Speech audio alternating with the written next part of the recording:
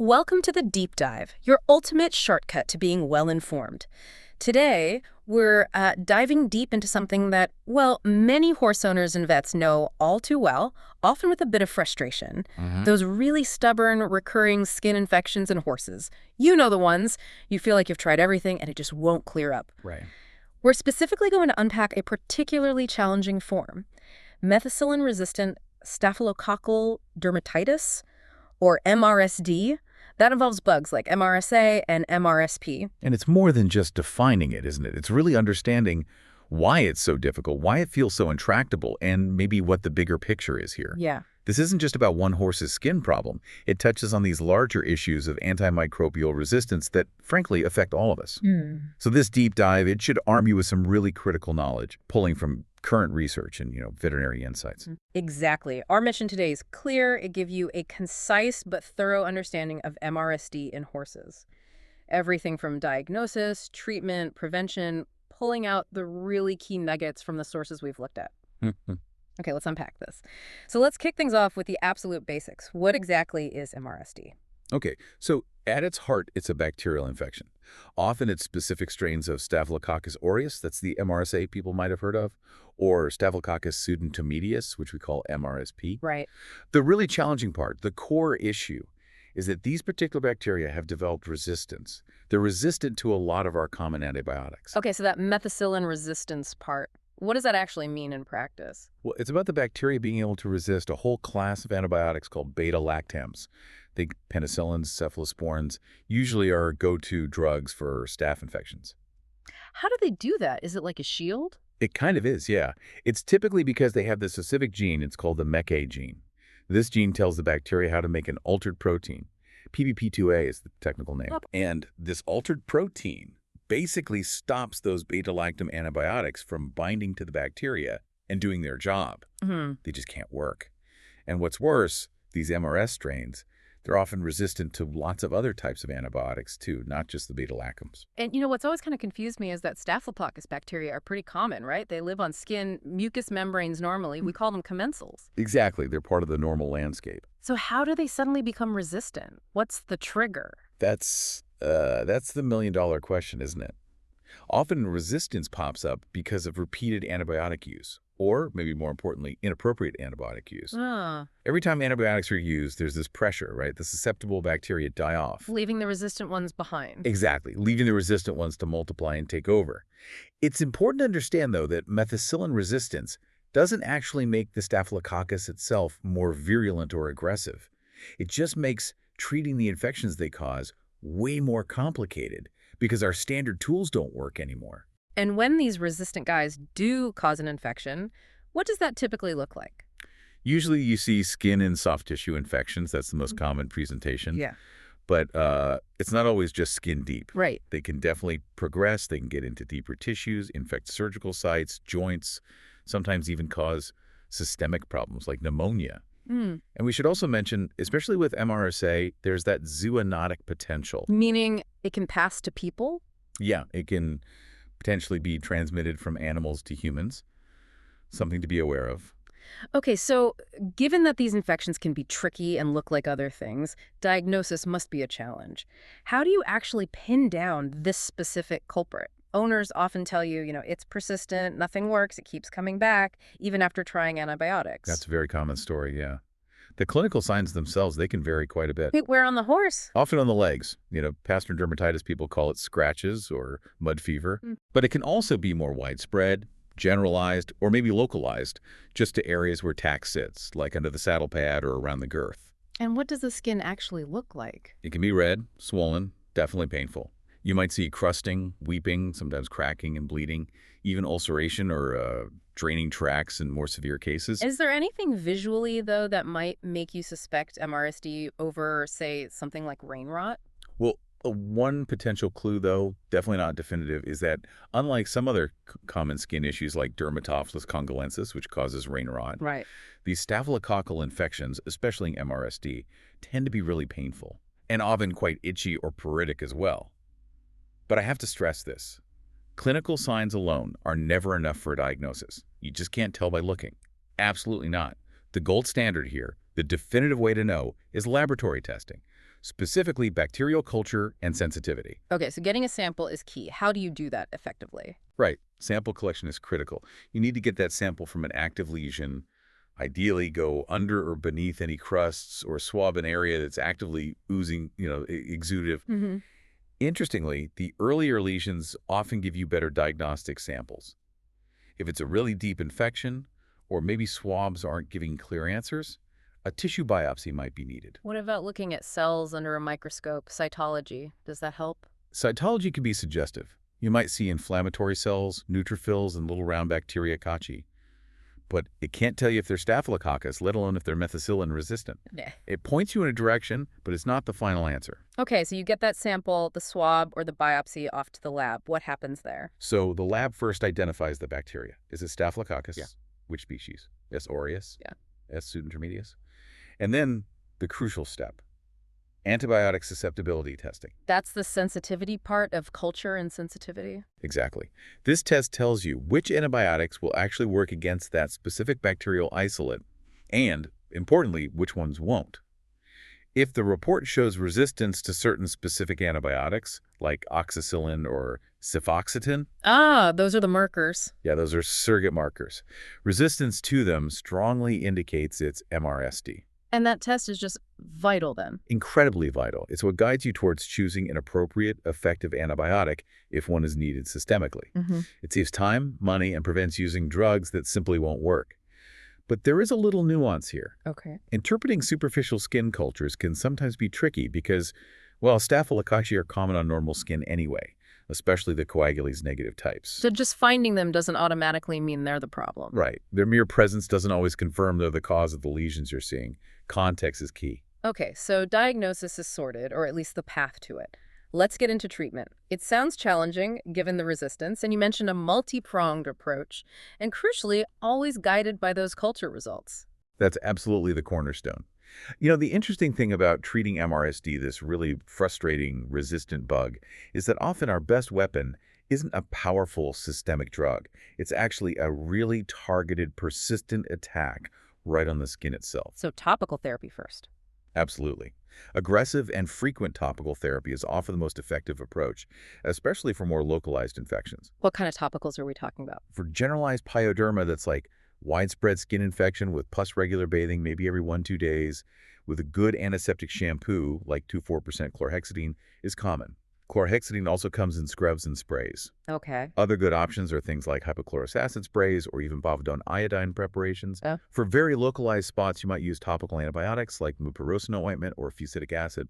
And interestingly, medical-grade honey has some good antibacterial properties too. People use it on localized wounds, even MRSA ones. Honey. Interesting. And what about just basic wound care? Essential.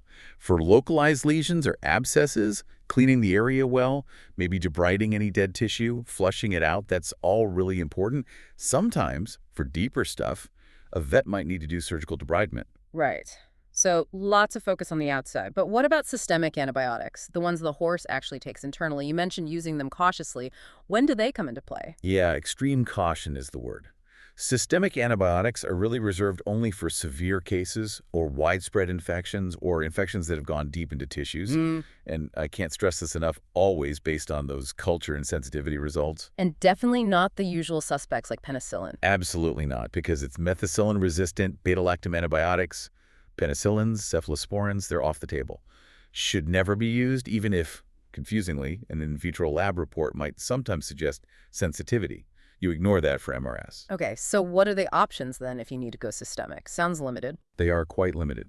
Chloramphenicol can be effective, but it carries serious human health risks, like aplastic anemia, a type of bone marrow failure. So it's prohibited in food animals and needs really strict handling precautions. Wow, okay. Rifampin is another possibility, but it must always be used in combination with another suitable antibiotic to stop resistance developing to it. And it also has human health considerations. So combination therapy is key there. Yes. Yeah. Then you have doxycycline or minocycline. Those are tetracyclines. They might work against some strains. Trimethoprim sulfamethoxazole, or TMS, its effectiveness is pretty variable. Yeah. And then fluoroquinolones like enrofloxacin, they're generally seen as a last resort because we really worry about driving further resistance. And some strains are already resistant anyway. And how long do you typically need to treat for? It has to be prolonged. For superficial infections, you're looking at a minimum of 3 weeks, and you want to continue for at least a week after it looks clinically resolved. For deep infections, it's much longer, usually 4 to 8 weeks, sometimes even longer, and treatment should go on for at least 2 or 3 weeks after everything looks healed. Also, practically, you need to stop the horse from licking off any topical treatments you're using. That makes sense. So beyond just attacking the bacteria directly, you mentioned something crucial earlier, addressing underlying conditions. It sounds like MRSD often pops up when something else is already wrong. Absolutely. It's often an opportunistic thing.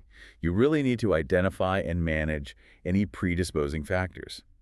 Is there an underlying allergy, like insect bite, hypersensitivity, or atopy, making the horse itchy and damaging its skin? Right, breaking the skin barrier. Exactly. Or is there poor hygiene involved, dirty stalls, tack not being cleaned, shared grooming tools? Are there wounds or trauma that aren't being managed well? And you also have to consider if the horse's immune system might be suppressed, maybe due to another illness or certain medications like corticosteroids. And you mentioned other skin things too, like mites. Yeah, sometimes things like Coreoptes mites, which cause scaly leg issues, or even other bacterial infections like dermatophilosis, can damage the skin and pave the way for MRSD. Tack fit is another one. Poorly fitting saddles or girths can cause chronic irritation. Okay, that makes a lot of sense. So prevention seems huge here. How do we stop MRSD before it even starts? Sounds like responsible antibiotic use and hygiene are the big ones. They're absolutely central. Prevention really has several layers. First, like you said, judicious antibiotic use. That means, well, avoiding antibiotics when they aren't needed. Like for a virus. Exactly. Or maybe for a very mild skin issue that might clear up with just topical treatment. And whenever possible, get that culture and sensitivity before starting systemic antibiotics. So you know what you're targeting. Precisely. And if you do need antibiotics, use the right dose for the full prescribed time. Don't stop early just because it looks a bit better. And try to avoid just reaching for broad spectrum or big gun antibiotics right off the bat without knowing what you're dealing with. So being really smart and targeted with antibiotics, what about the hygiene side? How does that look in practice? Strict hygiene and biosecurity are vital. Simple things like good hand hygiene. Wash your hands thoroughly. Use hand sanitizer after handling any horse, especially one with skin problems. Wear gloves when you're treating infected areas. Makes sense. And then there's the equipment. Regularly clean and disinfect tack, grooming tools, blankets, even veterinary equipment between horses. If you do have a horse diagnosed with MRSD, isolating it, if that's feasible, can help prevent spread. Okay. Always cover open wounds with bandages. This stops environmental contamination and helps prevent spreading the bacteria. And don't forget the environment itself. Regularly clean and disinfect stalls and common areas. MRSP in particular can hang around in the environment for a while. Good point. And keep managing those underlying issues. Yes, absolutely. Maintain good overall horse health diet, regular vet checkups, address any skin conditions promptly. Ensure tack fits properly to avoid creating those initial skin breaks. Okay, so that leads us to the prognosis.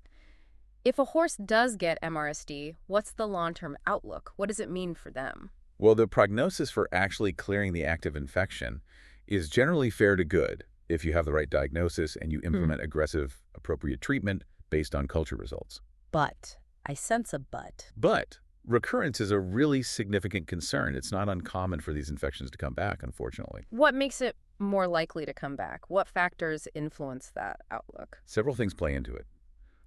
The severity of the initial infection is one. Localized, superficial infections tend to have a better long-term prognosis than deep or widespread ones. Okay. Owner compliance is huge. Sticking strictly to those long treatment protocols, the cleaning, the hygiene, that often makes the difference between success and recurrence. Right. It takes real dedication. It really does. Yeah. And those underlying conditions we talked about, if the horse has chronic allergies or its immune system is compromised for some reason, the chance of recurrence is definitely higher. And the risk of more resistance. That's another worry. If antibiotics are used inappropriately, again, you risk selecting for even more resistant strains, making future infections even tougher, potentially untreatable with available options. And one more point. Even after a horse looks clinically cured, they might remain colonized with MRS. Meaning the bacteria are still living on them, just not causing active infection. Exactly. And for that reason, doing a follow-up culture of the skin lesion site after treatment isn't generally recommended, because you might still find the bacteria. However, sometimes a nasal swab to check for MRSA colonization might be done for sort of infection control planning, especially in certain settings. And always keeping in mind that zoonotic potential, especially for people handling the horse who might be immunocompromised. Yes, that's a critical point to always remember with MRSA and potentially MRSP too. Okay, so to wrap up this deep dive, MRSD in horses, it's definitely challenging, no doubt about it. But it is manageable with a really diligent, multifaceted approach. Key takeaways seem to be accurate diagnosis through culture, treatment guided by those results, leaning heavily on aggressive topical therapy, and underpinning it all with rigorous, prevention-responsible antibiotic use and strict hygiene. Absolutely. And understanding these details, it doesn't just help you manage an individual horse's condition better. It really contributes to the much bigger picture of antimicrobial stewardship, which is so crucial for protecting both animal and human health long term. Well said. So maybe a final thought for you, the listener, to consider. Thinking about these complexities of antibiotic resistance, what active steps can you take in your own barn, your own environment, to promote responsible medication use, not just for your animals, but really for the health of your whole community? Thank you for joining us on this deep dive.